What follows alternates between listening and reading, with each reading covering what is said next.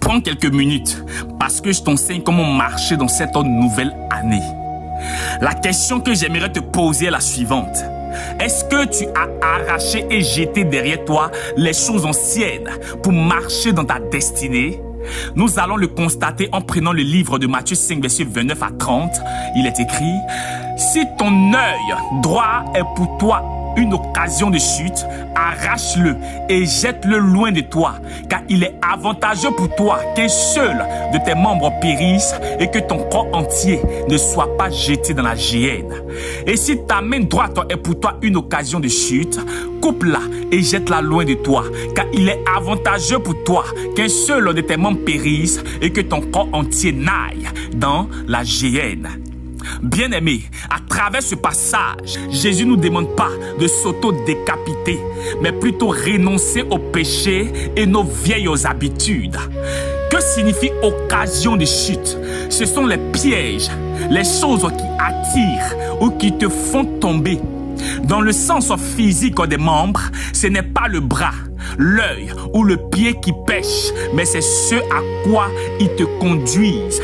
Dans le sens spirituel des membres, on a l'œil, c'est ce que tu regardes, c'est ce que tu convoites. Ce sont les films et les images à caractère sexuel que tu regardes. On a les mains c'est ce que tu touches, c'est ce que tu manipules.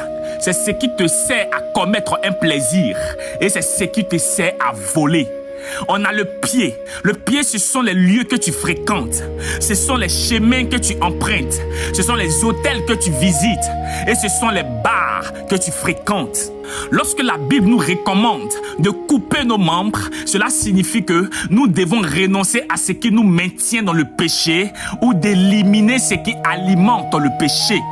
C'est rompre sans préavis, sans négociation avec la cigarette, la drogue, l'alcool, la prostitution, l'homosexualité, la fornication, l'impudicité, le vol, la masturbation, le mensonge, la méchanceté, la colère, l'infidélité, l'adultère, l'hypocrisie, l'idolâtrie, la rancœur et les plaisirs sexuels.